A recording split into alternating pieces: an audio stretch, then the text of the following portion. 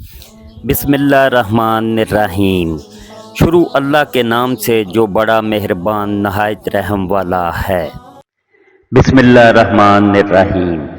کربلا کی طرف روانگی۔ حضرت امام حسین رضی اللہ عنہ کا مدینہ سے مکہ اور مکہ سے عراق کا سفر۔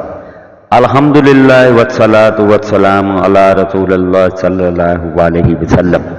یہ واقعہ اسلامی تاریخ کے نہایت دردناک اور سبق آموز واقعات میں سے ہے۔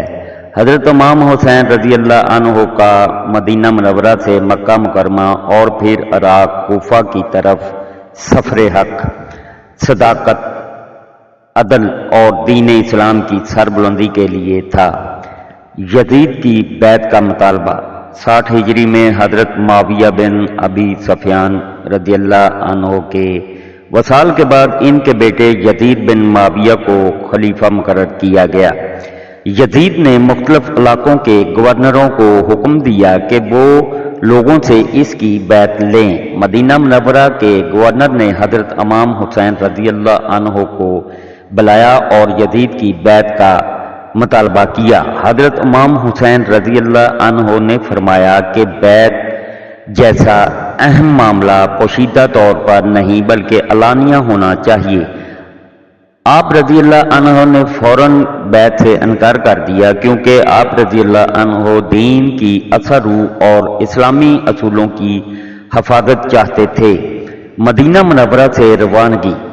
جب حالات سخت ہونے لگے تو حضرت امام حسین رضی اللہ عنہ نے مدینہ چھوڑنے کا فیصلہ فرمایا۔ روانگی سے پہلے آپ رضی اللہ عنہ اپنے نانا جان صلی اللہ علیہ وسلم کے روضہ مبارک پر حاضر ہوئے، طویل دعا کی، گریہ فرمائی اور اللہ تعالیٰ سے رہنمائی طلب کی۔ پھر آپ رضی اللہ عنہ نے اپنے خاندان اور رفقا کے ساتھ مدینہ منورہ کو الوداع کہا۔ یہ سفر کسی دنیاوی اقتدار کے لیے نہیں تھا بلکہ دین کی حفاظت اور ظلم کے خلاف آواز بلند کرنے کے لیے تھا۔ مکہ مکرمہ میں قیام۔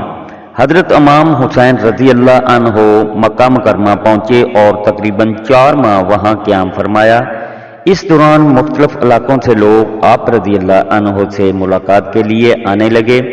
خصوصاً کوفہ سے ہزاروں خطوط موصول ہوئے جن میں لکھا گیا: اے نواسہ رسول صلی اللہ علیہ وسلم، ہمارے پاس کوئی عادل رہنما نہیں، آپ تشریف لائیں، ہم آپ کی حمایت کریں گے۔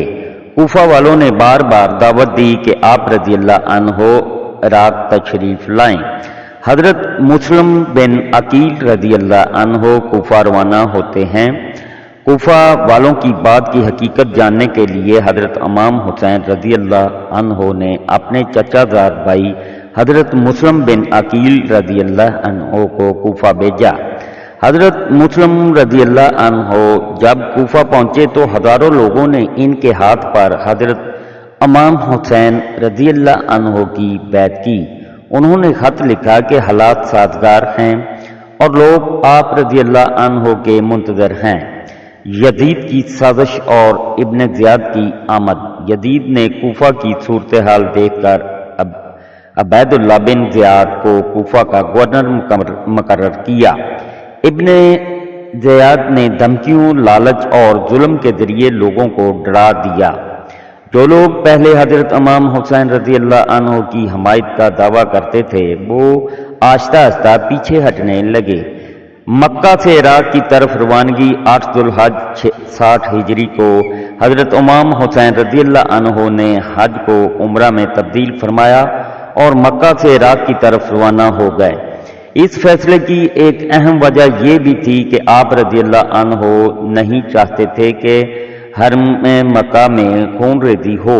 آپ رضی اللہ عنہ نے اپنے اہل بیت، بچوں، خواتین اور وفادار ساتھیوں کو ساتھ لیا۔ راستے میں نصیحتیں۔ سفر کے دوران متعدد شخصیات نے آپ رضی اللہ عنہ کو کوفہ جانے سے روکنے کی کوشش کی۔ کئی لوگوں نے کہا کوفہ والوں پر اعتماد نہ کریں، وہ پہلے بھی وعدہ خلافی کر چکے ہیں، لیکن حضرت امام حسین رضی اللہ عنہ کا مقصد اقتدار حاصل کرنا نہیں تھا بلکہ حق کا پیغام پہنچانا تھا۔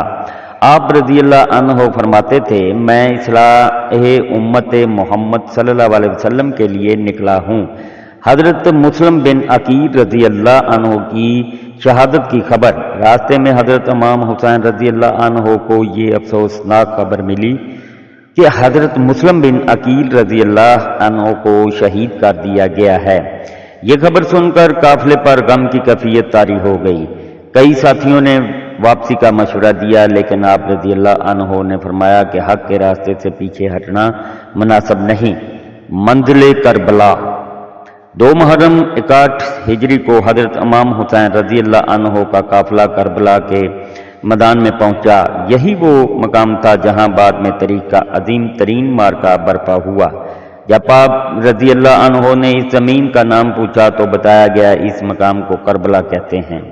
روایات میں آتا ہے کہ آپ رضی اللہ عنہ نے فرمایا، یہ کرب، غم اور بلا آزمائش کی سرزمین ہے۔ سفر کے اہم اسباق: نمبر 1، حق کے لیے قربانی دینا مومن کی شان ہے۔ نمبر 2، ظلم کے سامنے خاموش رہنا درست نہیں۔ نمبر 3، دین کی حفاظت دنیاوی مفاد سے زیادہ اہم ہے۔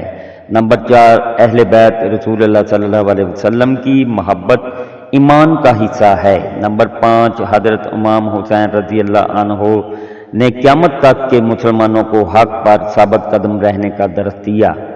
حضرت امام حسین رضی اللہ عنہ کا مدینہ سے مکہ اور مکہ سے عراق کا سفر محض ایک تاریخی سفر نہیں، بلکہ حق و باطل کی کشمکش کی عظیم داستان ہے۔ آپ رضی اللہ عنہ نے اپنی جان، اپنے اہل خانہ اور اپنے وفادار ساتھیوں کی قربانی دے کر امت مسلمہ کو یہ سبق دیا کہ دین اسلام کی سر بلندی کے لیے ہر قربانی پیش کی جا سکتی ہے، مگر حق کا راستہ نہیں چھوڑا جا سکتا۔ سلام ہو امام حسین رضی اللہ عنہ پر، سلام ہو شہدائے کربلا پر، اور سلام ہو ان کے صبر، استقامت اور قربانی پر۔